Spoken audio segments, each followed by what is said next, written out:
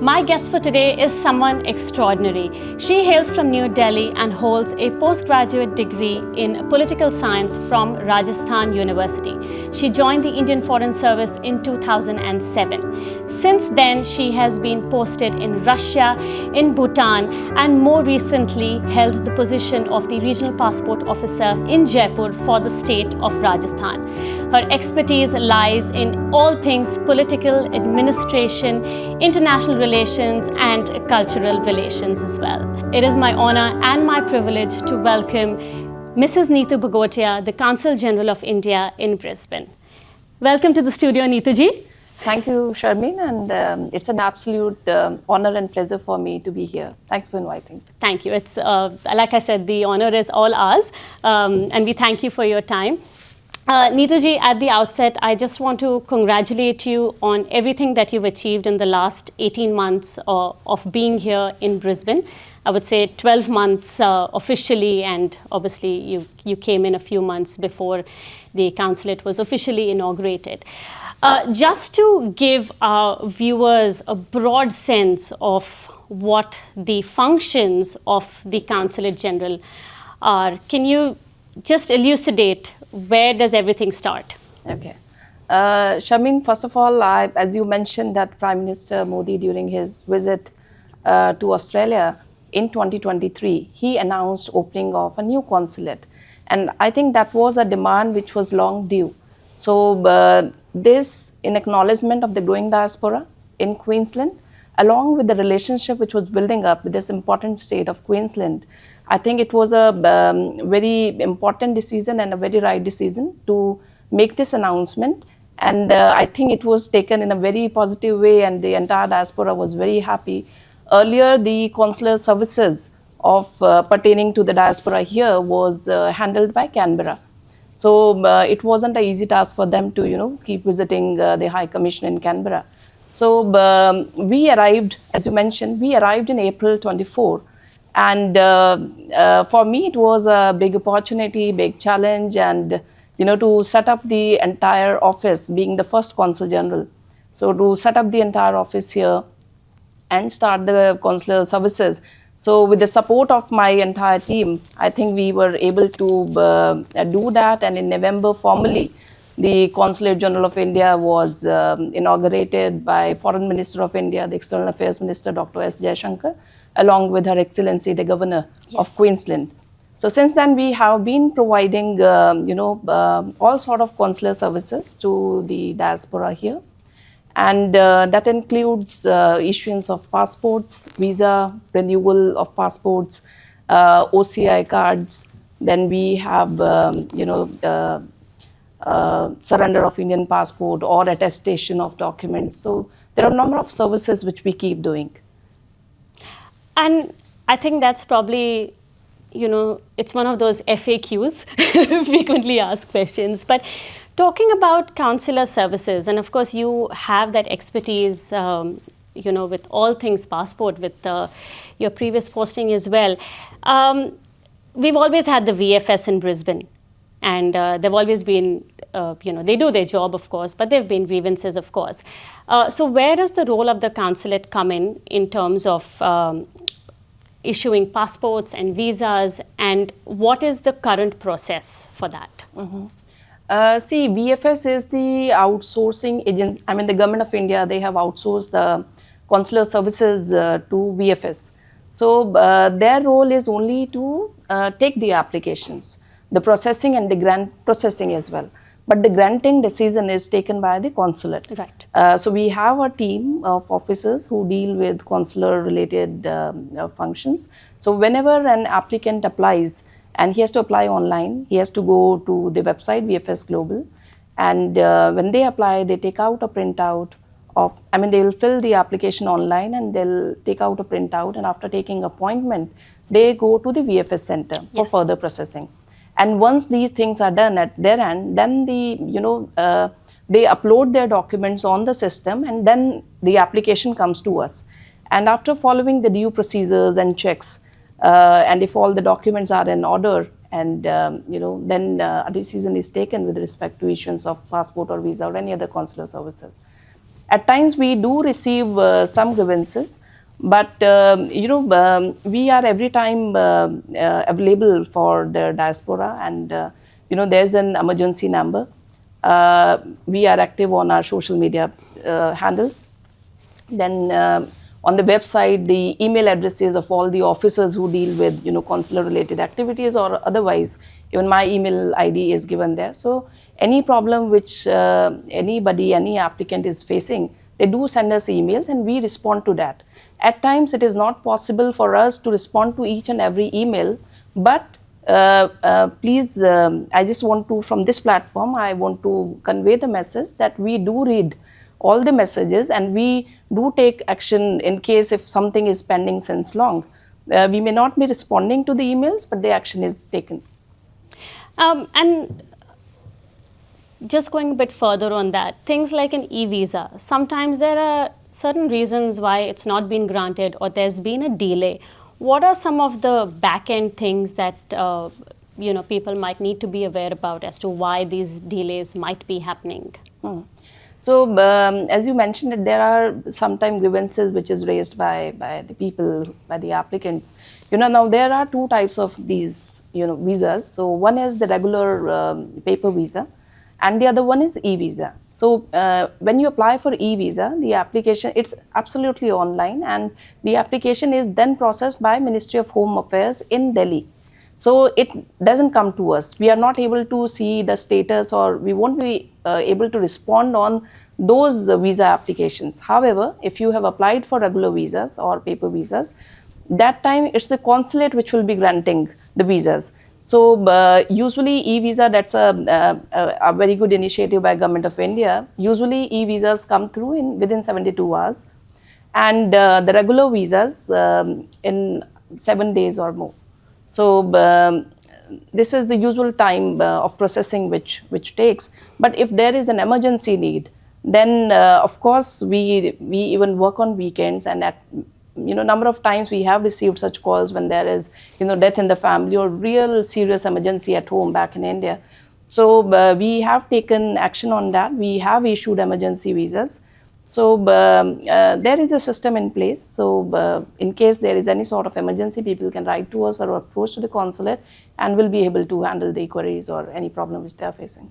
So with the emergencies again, it's just as simple as emailing the consulate. Is there an online form through the website? I think this is just one of those very frequently asked questions. Okay, if you want to inform us, you can email to the consular officers, and you can also keep the Consul General, that is me, copied in the email, because I check all my emails, and usually we take action on all those. Right. But here at times what happens is people, if they have applied just 2 days back and they start messaging that we have applied and it hasn't come through. Yep. So, certain procedures are to be followed. So, when everything is in place and documents are all right, and you have filled in the right category, visa category, or I don't think there is a problem then. That's right, yeah. And of course, everyone has a bit of responsibility of their own. Yes, you can't have unrealistic expectations and either. Is it the same when it comes to things like your police clearance certificate as well? Those kind of documents, getting them in time. Now here, people expect or the applicants expect the consulate to issue them police clearance certificate immediately. But there are certain procedures which are to be followed. When we get a clearance from the police, the concerned thana or the police station in India, after that only we can process. And here everything is online, everything is system based. It is not like earlier manually when it was done. So when you make a application, then it comes to us and we send it online, we send it through our system to the concerned police station, and their usual checks are being done. And till the time the concerned police station enters their comments in the system, if it is clear or some more things are needed to be checked, till the time we get it, we will not be able to issue the police clearance certificate. So that is mandatory for us also to, unless we receive it, we cannot issue the PCC.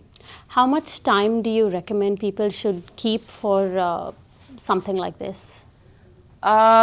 I believe at least a month's time. A month's time. See, if police clears it immediately, in a day's time, we will issue the PCC the next day.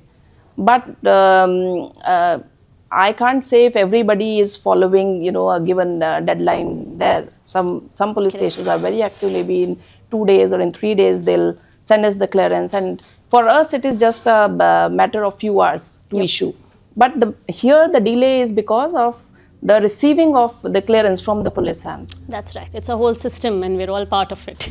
And on passport also, I would want to say that at times people do mail us that we have not received the passport and we have got the tickets issued. On that also, I want to mention here that please apply for your passport on time, in time, because, you know, again, the passports are not printed at the consulate. The passports are printed in India. So when you apply, then, you know, it is being processed, and again, police clearance is there, and then the passports are printed in India, and then these are sent here by courier. So all these things takes time. So if you are planning to travel, let's say next month, it is better that you at least keep a month or so, that should be in your hand, so that you are not, I mean, the passport delivery is not delayed to you. Yeah, we need to plan ahead. Yeah. So if you apply on time, and please get your tickets also issued accordingly. But at least our 8 weeks time you should. You know, ideally, yeah. Yeah. Fair enough, and I don't think that's too much to ask for. Now, one other very interesting question. आजकल स्कैमों का ज़माना है. So, are you seeing a lot of scams happening here, a lot of middlemen trying to come in and get into this whole passport visa issuance? How can we warn people to stay away from it? On this also, we have received few emails recently when the appointments were, the dates of the appointments were not being given sooner. So I think there were few people in between, because I got to know about it through the emails. So people were telling that we are not getting appointment, but somebody is promising us for an appointment if you pay them $250 or something. Here, I just want to tell you that the Consul General of India has not hired any such body in between, or any such person has been authorized who can, give you appointment. So it is all through system and very transparent. So no matter if anybody is telling you that if you pay this much and you'll get the appointment, please don't get into that. If you have real emergency and you need appointment, you can write a mail to us, and we will schedule an appointment for you through the VFS. Great. And again, there are some fake websites as well. Right. So when you apply for visa or when you apply for passport, please ensure that you are going to the right website. There are a number of such fake websites. You'll make your payment and then you will be stuck. So please ensure that when you apply, you check the authenticity of the website. I think that is important. That's right, yeah. And I have to say that the consulate website's it's very updated, and everything's on there. It's very informative. I was having a look at it myself, so I think that's a really well done job by the team. So now just, I think one of the other things that I noticed on the website was there's a lot of support there for migrants, for students, including registration. Do you find the wider diaspora actually registering themselves on the website, or would you like to see more of that? Certainly we would want to see more of that, because the day we were fully functional and we had the website on place, so that time whomsoever we were meeting, students or community leaders or otherwise, we were mentioning to everybody that please register. If you register, then we have a database, and in case of any emergency situation, if we have the database, we'll be able to contact that person, right? But if we don't know how many how many students or where they are staying. So that is important for us. So the idea is that if you'll register with us, we'll be able to take care of you more and in a better way. Would this, out of curiosity, also apply to Indian people who are Australian citizens now? It's for the Indian, by and Indian large. citizens. Yep. Yes. And with the students, so but for the organizations, for associations, Yep. there is a separate column you would have seen on the website, we encourage the associations also to register themselves, because at times there are certain information about, let's say, the different schemes which Government of India is promoting for the diaspora. Now, how do you get to know about it, right? So if we know that this is the association, let's say for Tamils or Gujaratis or something which is specific to them, if we have them in our record, we'll be able to reach out to them, sooner and in a more appropriate way. Right. And just coming back to the students part of it, like you said, it's so important for international students to register themselves here as being Indian citizens. Also, the idea of registrations is to get them to connect with the consulate, reach out in case they have grievances.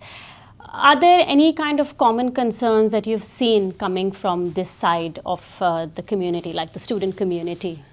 We encourage students as well to register. Recently,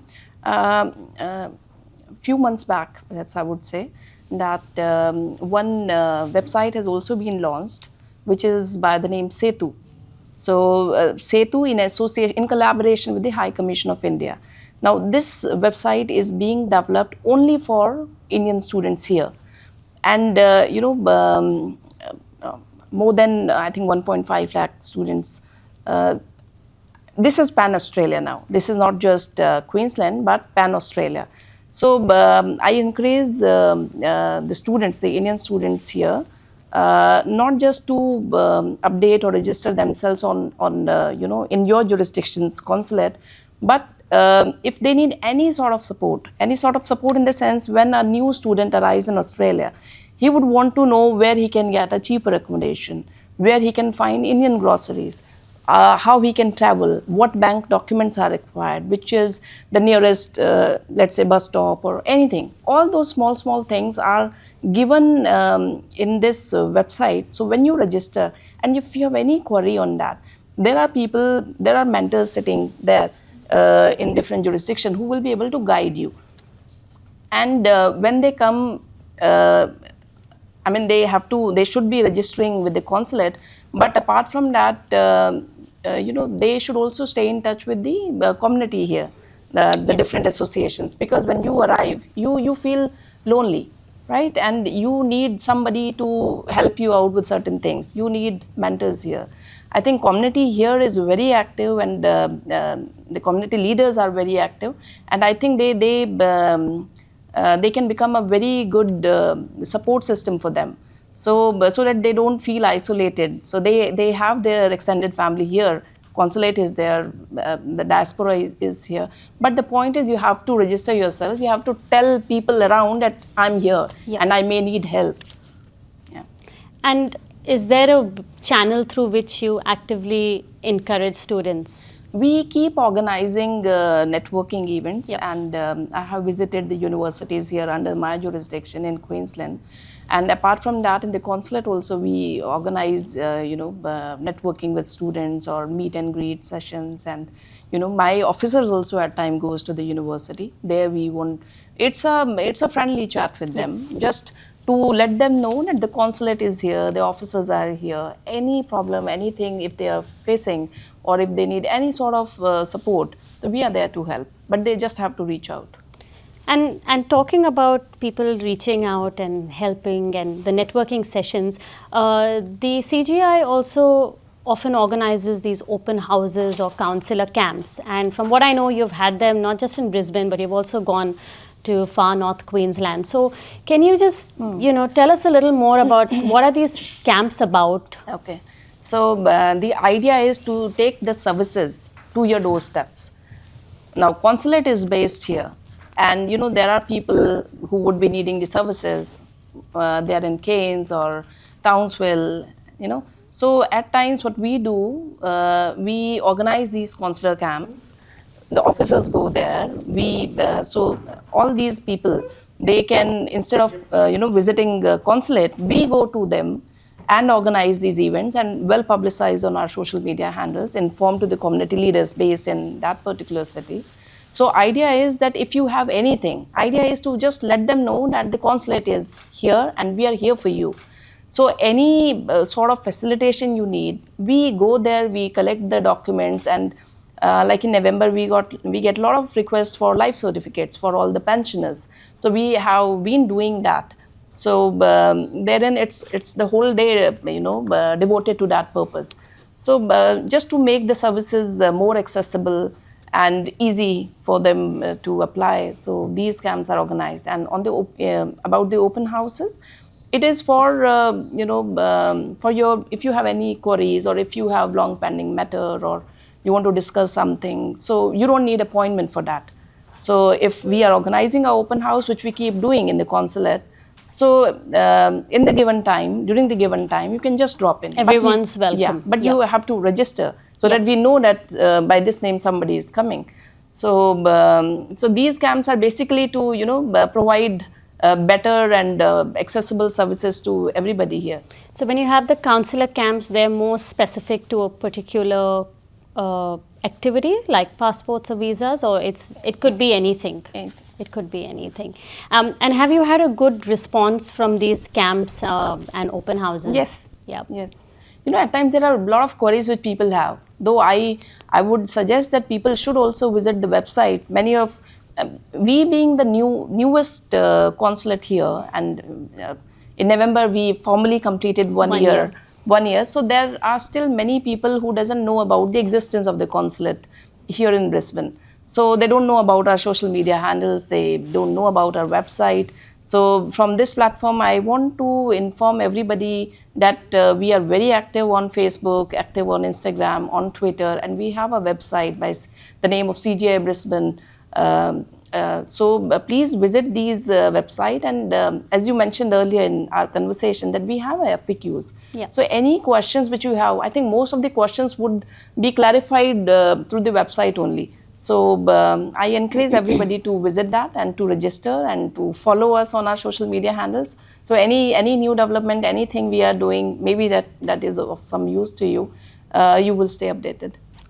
And again, just sort of moving to a little broader conversation, what is a constructive role that the diaspora can play in engaging with the consulate? See, diaspora plays a very, very important role. Perhaps I would say, if we talk about strength of India, we say 3 Ds. It's democracy, it's diversity, and one of the strong pillars is our diaspora.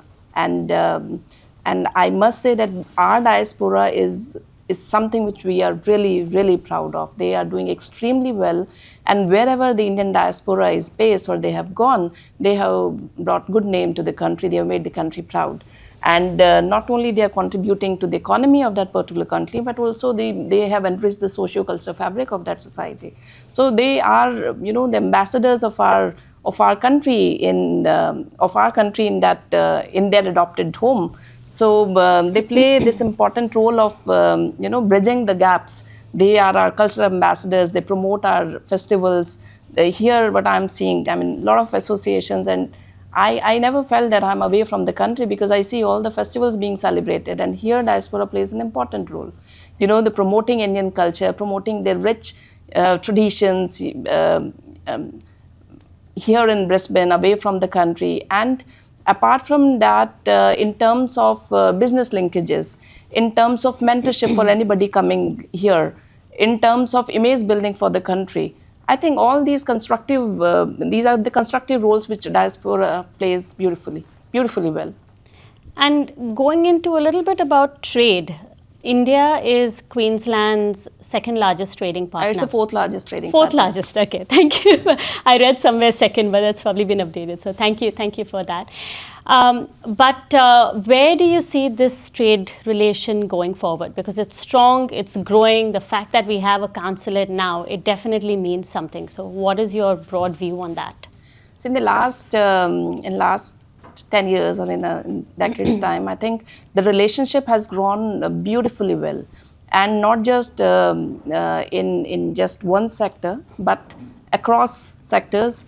And we have engagements at the highest level. Our prime ministers meet often, the foreign ministers meet often, and the importance. And recently, this year we celebrated 5 years of our comprehensive strategic partnership.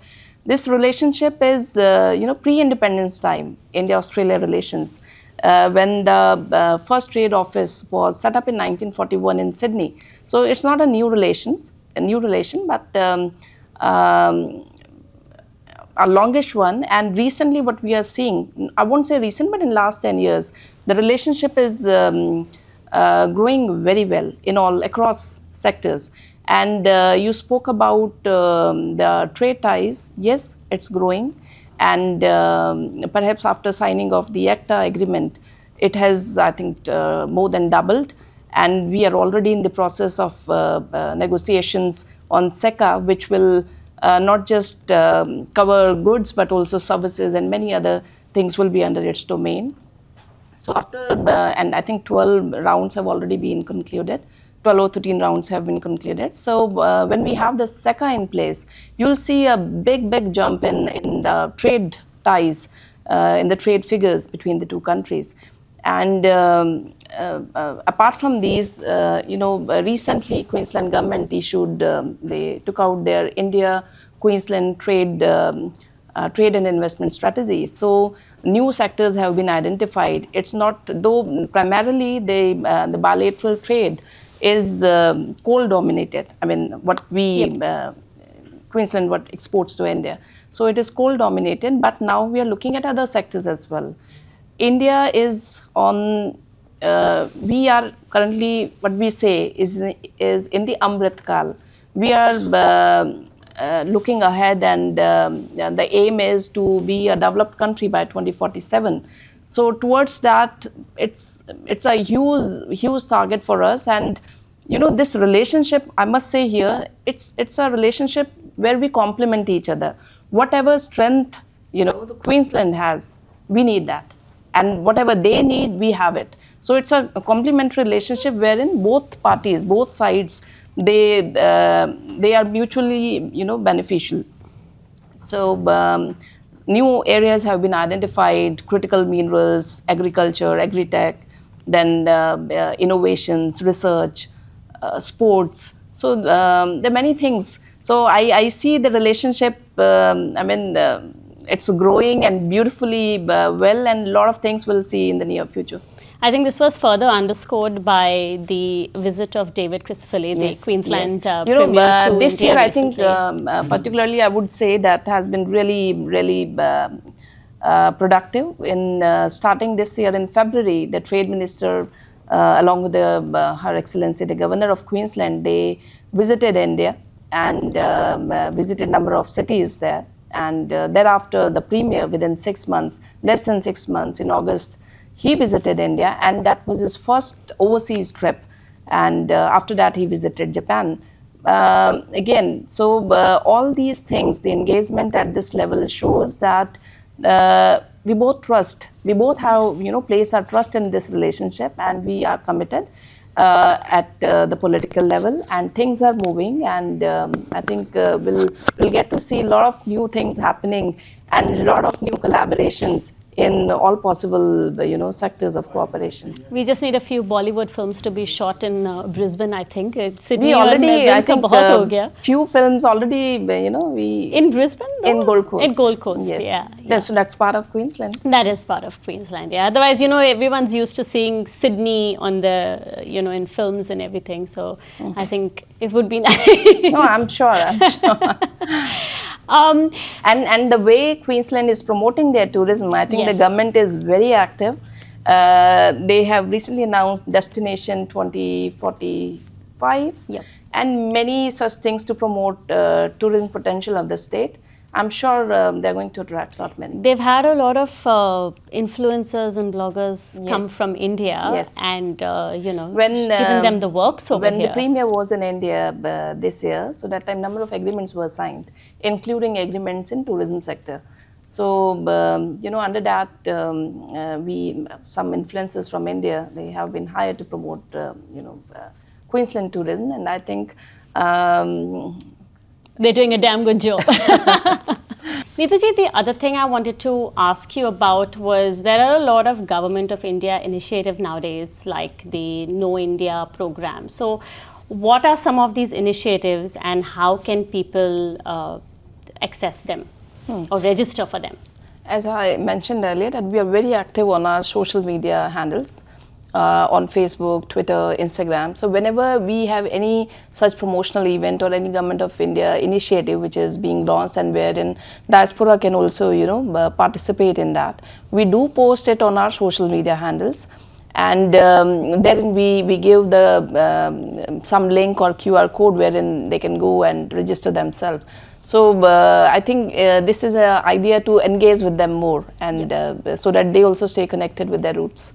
And are you seeing some traction coming through these initiatives? Yes, yes. And I think people have participated, and perhaps I think there is a genuine desire for everybody here to stay connected. And I think this way, if they get a chance, so I think it is beneficial for them. Yeah. And it's more directed towards the diaspora, am Yes, I right? yes, yes. Especially for kids who've grown up for here. the diaspora, for young kids, for Aussies as well. Some of the programs are such that wherein if you want to travel to India, there are certain schemes at times which gives you a glimpse of that experience. So I think whenever we have such things, we do post it, and I think it's through your channel and otherwise.